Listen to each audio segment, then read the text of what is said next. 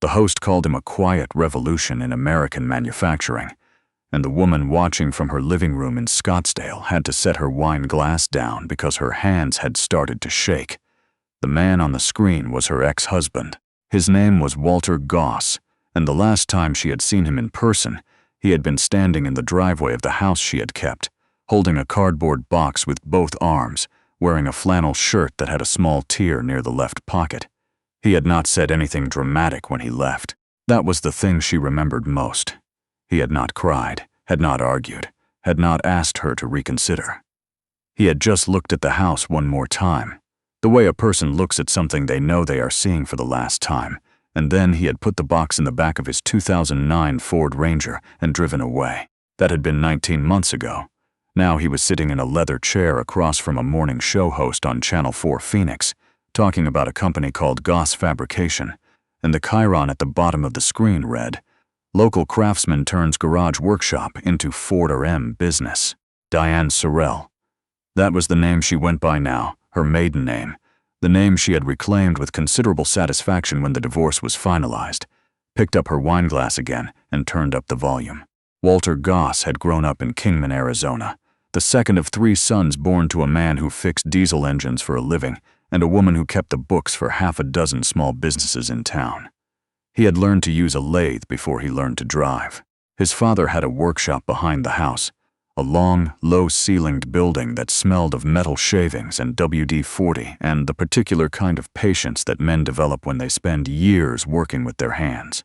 Walter had spent his childhood in that workshop, learning that the difference between something broken and something fixed was almost always just time and attention. He had married Diane when he was 31. She was an account manager at a financial services firm in Phoenix, sharp and well-dressed and certain about most things. She had found his quietness attractive at first. He was not the kind of man who filled silences with noise. He listened when she talked. He was careful with money and meticulous about the house, and never lost his temper over small things. She had thought in the early years that she had found someone solid. What she had not understood, what she would not understand until much later, when it was too late to matter, was the difference between quiet and invisible. Walter was not invisible. He was simply not performing. He had worked as a machinist at a mid-size fabrication shop in Tempe for 12 years, running CNC equipment and taking on custom metalwork on the side, out of a small workshop he had built in the garage of their home in Chandler. The custom work was not glamorous. He made parts for vintage car restorers, replacement components for old agricultural equipment, occasional decorative metalwork for architects and interior designers. He did not advertise. He did not have a website. His clients came through word of mouth, and there were enough of them that the work was steady, though the income was modest. Diane had not taken the workshop seriously. That was the most accurate way to put it. She had tolerated it the way one tolerates a hobby that takes up space, with a thin patience that occasionally became something less patient when the garage smelled of cut metal or when the sound of the grinder carried into the house on Sunday mornings. She had her own career, her own trajectory, her own sense of what their life should look like. The workshop did not fit that picture particularly well. By the time their marriage had reached its 12th year, she had already made her decision, though she had not yet told him. She had spent several months consulting with an attorney. She had moved a portion of their joint savings into a personal account, not enough to be dramatic. She had told herself, just enough to be practical. She had documentation prepared. She had a plan. Walter found out about the divorce the way many men of his temperament find out about things they have not been watching for. All at once, when there was no longer any possibility of misunderstanding. A Saturday morning in March. The papers were on the kitchen table. Diane was dressed, composed, seated with a cup of coffee. She told him she had given this a great deal of thought. She told him she hoped they could handle it like adults. She told him she had spoken with their attorney. She used the word "their," which he noted, and that the arrangement was fair given their respective contributions. He read through the documents. He asked 3 questions. He did not raise his voice. What he walked away with after the process concluded 6 weeks later was his truck, his tools, his personal accounts, which were modest, and the contents of the workshop. The house went to Diane along with the equity they had built together over a decade. The arrangement was, by the letter of the law, legal. Whether it was fair was a different question, and not one that the law had been particularly interested in answering. He drove to Kingman and stayed with his younger brother for 2 weeks. Then he drove back to the Phoenix metro area and rented a small house in Mesa with a 2-car garage. He paid the first and last month's rent, moved in his equipment, and got back to work. He had $2,200 in his checking account when he signed the lease.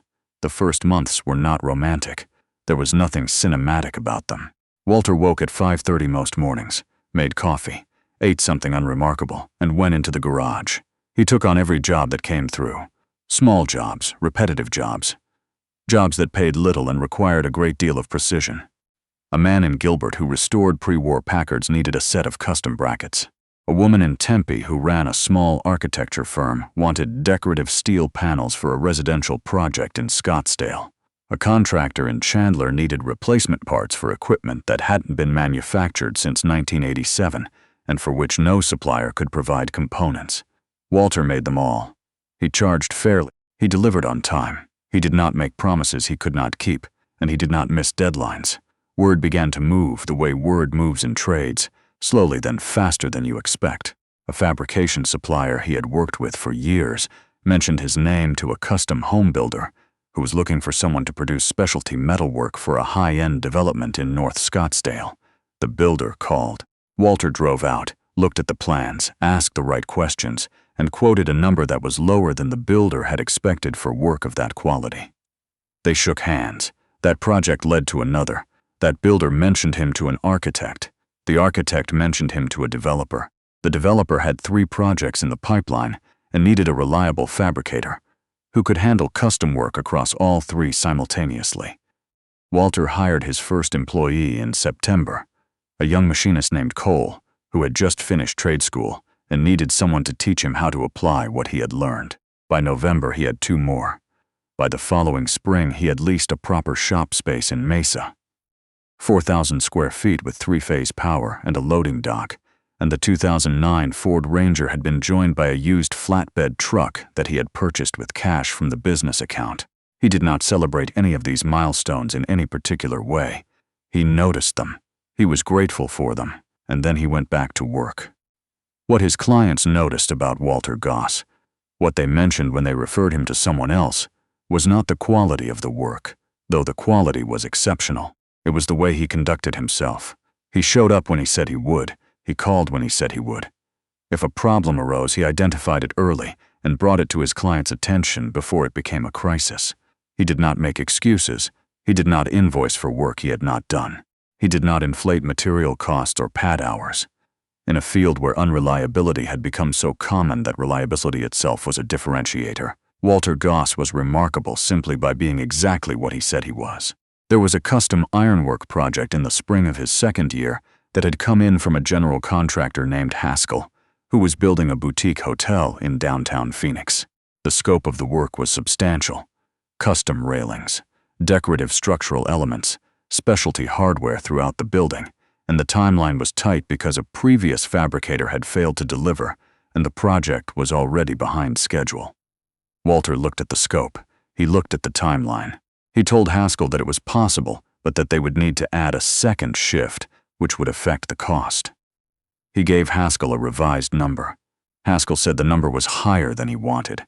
Walter said he understood, but that was what the work would cost if it was going to be done correctly and on time. He did not apologize for the number. He did not negotiate it downward. Haskell called 3 other fabricators. 2 declined the timeline outright. The 3rd gave him a number that was lower than Walter's, but came with a delivery window that would still leave the project late. Haskell called Walter back. They finished on time. The railings appeared in a feature in Arizona Architecture magazine 6 months after the hotel opened. The caption identified the fabricator. After that, Walter's phone did not stop. He had not thought about Diane much in the 1st year. That was true in the way that certain things are true. Not because the feeling wasn't there, but because there was no room for it. When you work from 5:30 in the morning until 9 or 10 at night and then sleep and do it again, the mind does not have the bandwidth for old grievances. The hurt was there. He knew it was there. He had simply put it somewhere he could not see it, the way you put a tool you no longer need on a high shelf. still present but out of the way. What he had felt in the months after the divorce was not so much heartbreak as a specific kind of clarity. The marriage had ended in a way that told him a great deal about who he had been in it. He had been too accommodating, too willing to minimize himself to maintain a peace that, it turned out, had never actually been peace, just the absence of conflict, which is a different thing entirely. He had made himself smaller, year by year, without quite realizing it. Had stopped mentioning the workshop's income when Diane expressed impatience with it. Had stopped inviting her opinion on the work after the third or fourth time. She had looked at a piece he was proud of with an expression of polite neutrality. He had not been honest with himself about what he was building, and she had not been honest with him about what she wanted. They had both failed in that regard, though the specific nature of their failures differed considerably. He did not hate her. He had examined the question with some care and arrived at a firm conclusion. He did not. What he felt was something more like disappointment. At her, yes, but also at himself. And underneath that, something that surprised him by its quietness, its lack of drama, relief. The magazine profile came first. A writer for Southwest Business Monthly had heard about Goss Fabrication through the Phoenix Contractor Network and had reached out through the shop's email. They had a proper website now, modest but professional, with a portfolio of completed work that was enough to make most visitors pause for a moment before scrolling further. The profile ran in the January issue. It was not a long piece, but it was well written, and it named specific projects, and included photographs of the work, which was more powerful than any description could have been. The morning show reached out 2 weeks after the issue hit newsstands. The producer's name was Tanya, and she told Walter over the phone that they were doing a segment on Arizona small business success stories, and that his name had come up 3 times in separate conversations with people in the construction and design community. She asked if he would be willing to come in for an interview. He said he would think about it. She said, with some amusement, that most people didn't need to think about it. He said he understood, but he wanted to think about it. He thought about it for 2 days and then called her back and said yes. He wore a clean flannel shirt to the interview. It was dark blue, recently pressed, but it was unmistakably a flannel shirt, and the producer had looked at it briefly when he walked in and then decided not to say anything. He sat in the chair and answered questions in the same way he did everything else, without elaboration when elaboration wasn't necessary, without modesty when accuracy required something more honest than modesty. When the host asked him what he would tell someone who was starting over with almost nothing, Walter thought about the garage in Mesa, the 2-car space with the extension cord running to a borrowed floor lamp. The first morning he had walked in there at 5:30 and stood for a moment in the cold and thought, "All right then," he said. "Work is available to anyone willing to show up for it. Most people are waiting for conditions to improve. I have found that conditions improve when you stop waiting." The host nodded as though this were profound. Walter did not think it was particularly profound. He thought it was just true. Diane saw the segment live. She had been awake early that morning for a client call that had been rescheduled twice, and she had the television on in the background the way people have televisions on, when they are not really watching. For the sound, for the company, for the sense that the world is continuing to exist outside the apartment. She had moved from Chandler to a high-rise in Scottsdale 2 years ago, which was what she had wanted. The apartment had floor-to-ceiling windows and a view of Camelback Mountain, and a kitchen she rarely used because she ate most of her meals at her desk or in restaurants with clients. She heard the host say the name of the company and looked up because she recognized the word fabrication. It was a word that had spent 12 years occupying a specific place in her peripheral awareness, like a piece of furniture she had always meant to move, and then she saw his face. He looked the same. Older, maybe, by some quality she could not quite specify, not more lined or more weathered, but more settled. That was the word. He looked like a man who had arrived somewhere. He was talking about his shop, about his employees, about the kind of work he did, and she realized that she had never actually heard him talk about the work to another person. She had heard him talk about it in the abstract, when she asked, occasionally, out of a spousal obligation that had gradually become routine, but she had never heard him talk about it the way he was talking about it now, with precision, with the specific confidence of someone describing something they understand completely. The Chiron appeared, 4 M in revenue, 11 employees. 3rd year in business. She set the wine glass down. Then she remembered she was holding coffee, not wine. She set that down too. The segment was 6 minutes long. She watched all of it. When it ended, she sat for a while in the quiet of the apartment and looked at the view of the mountain, which was beginning to catch the early light. She thought about the workshop in the garage of the Chandler house. She had sold the house 14 months ago and moved to the high-rise. The new owners had turned the garage back into a garage. She had walked through it one last time before closing and had stood in the space where the workbench had been and thought nothing in particular, or so she had told herself. She thought about it now.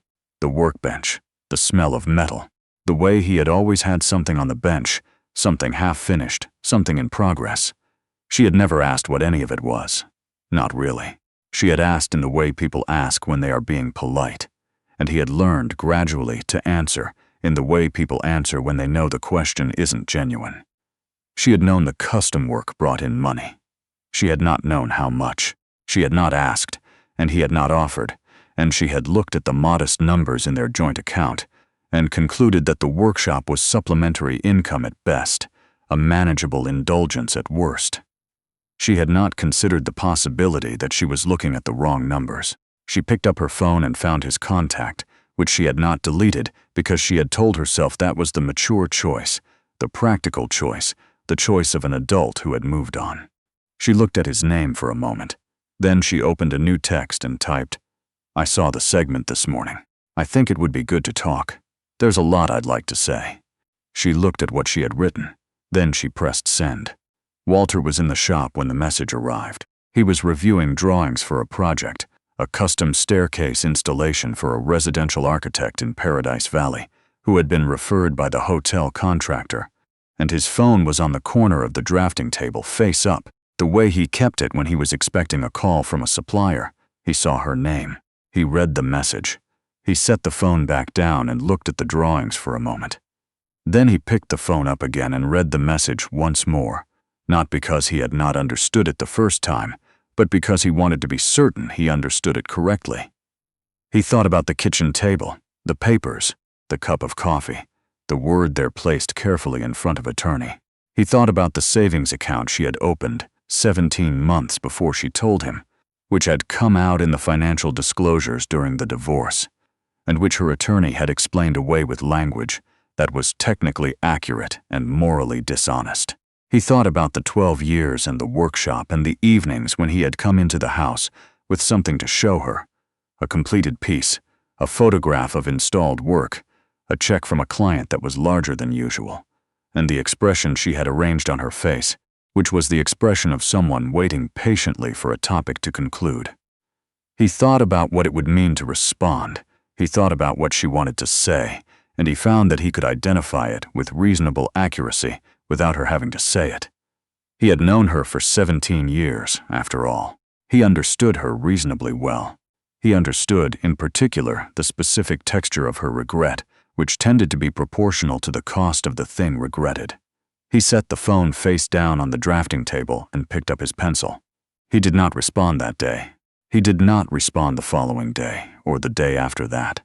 On the 4th day, when a second message arrived, shorter, less composed, its syntax slightly off in a way that told him she had rewritten it several times, he read it and set the phone down again. He thought about it for one more day. Then he typed a response. It took him approximately 4 minutes, which was longer than it should have taken for something so brief, but he wanted to be accurate. He wrote, "I appreciate you reaching out. I don't think a conversation would be useful for either of us. I hope things are going well for you." He sent it. He put the phone in his pocket and walked back to the drafting table. Cole was in the main bay, running a cut on the plasma table, and the sound carried through the wall, the clean, specific sound of metal being shaped by something precise and controlled. Walter stood at the drafting table and listened to it for a moment. It was a good sound. It had always been a good sound. He had grown up with it, and he had never once stopped finding it satisfying, which was, he believed, the best possible evidence that a person had ended up in the right place. The Southwest Business Monthly profile had included a photograph of the shop interior. In the background of the photograph, almost out of frame, There was a workbench along the far wall, and on the workbench there was a binder. A plain 3-ring binder, blue, thick with paper. It held his client's specifications, his material notes, his process documentation, the accumulated record of everything he had figured out over 3 years of building something from nothing. He had started it on the second night in the Mesa garage, because he had learned early from his father that the difference between a craftsman and someone who merely knew how to use tools was whether you wrote things down. A journalist who had called after the magazine piece ran had asked him, somewhat romantically, if there was a single thing he would point to as the foundation of the business. Walter had thought about this. Then he had said, "I kept good records." The journalist had laughed, expecting something more. Walter had not elaborated, because he did not think elaboration was necessary. Good records meant you knew what you had done and why. Good records meant you could repeat what worked and avoid what didn't. Good records meant that when someone asked you to do something you had done before, you could do it better the second time. Good records meant you were building something, not just doing something. The binder was still on the workbench. It was considerably thicker now. He had started a second one. In the Scottsdale apartment, Diane Sorrell read Walter's response 3 times. She placed the phone on the kitchen counter and made herself another cup of coffee and stood at the floor-to-ceiling windows and looked at the mountain. The sun was fully up now. The mountain was the color of dry copper. The view was everything she had told herself she wanted. She thought about what she had expected him to say. She had not expected warmth, exactly, but she had expected. She searched for the accurate word, engagement. She had expected him to want, at minimum, the opportunity to tell her how wrong she had been. That would have been something. That would have been at least a continuation of the relationship, however adversarial. What she had received instead was a door closing quietly, with no particular drama, the way a man closes a door when he has somewhere better to be. She had not misjudged the business. She could see that now with a clarity that was not comfortable. The custom work had been real. The income had been real. The trajectory had been real. She had looked at the workshop and seen a hobby because she had needed it to be a hobby. A man with a serious business in the garage did not fit the story she had been telling about their marriage, about why she was leaving, about what she deserved, about what she was worth. She had needed him to be smaller than he was, and she had arranged her perception accordingly. The coffee was hot. She drank it by the window. The mountain did not change. She thought about calling someone, a friend, her sister, someone who would listen and offer the right kind of sympathy. But she understood, as she stood there, that there was no version of this story she could tell that would produce the sympathy she was looking for. The facts were what they were. She had had the plan and the attorney and the timed execution, and he had had the flannel shirt and the 2009 Ford Ranger and the binder full of notes, and 19 months later one of them was watching the other on television. She finished her coffee. She rinsed the cup and set it in the drying rack and picked up her phone and opened her calendar. She had a client meeting at 9, then a call at 11, then lunch with a colleague who was being recruited away and wanted advice. The day was full. The days were always full. She got ready for work. She took the elevator down. She walked through the lobby and out into the morning, where the air was already warming and the city was beginning to fill with the sound of itself. She walked to her car, which was a good car, a car she had chosen carefully, and drove toward the office. In Mesa, Walter Goss arrived at the shop at 6:15. Cole was already there. The kid had started showing up early, which Walter had not asked him to do but had noted. There was a delivery of flat stock expected before 7, and 3 jobs active on the floor, and the drawings for the Paradise Valley staircase that needed a final review before he could commit to a start date. He hung his jacket on the hook by the door, poured coffee from the pot Cole had started, and stood for a moment in the shop. The equipment was quiet at this hour. The light came in low through the east-facing windows and caught the surfaces of the machines. The mill, the lathe, the plasma table, all of it clean and ordered and waiting. He had bought the mill secondhand from a shop in Tucson that had closed. He had rebuilt the lathe himself over 2 weekends in the first winter. Every piece of equipment in the building had a history he knew. He drank his coffee. Then he set the cup down, picked up his pencil, and went to work.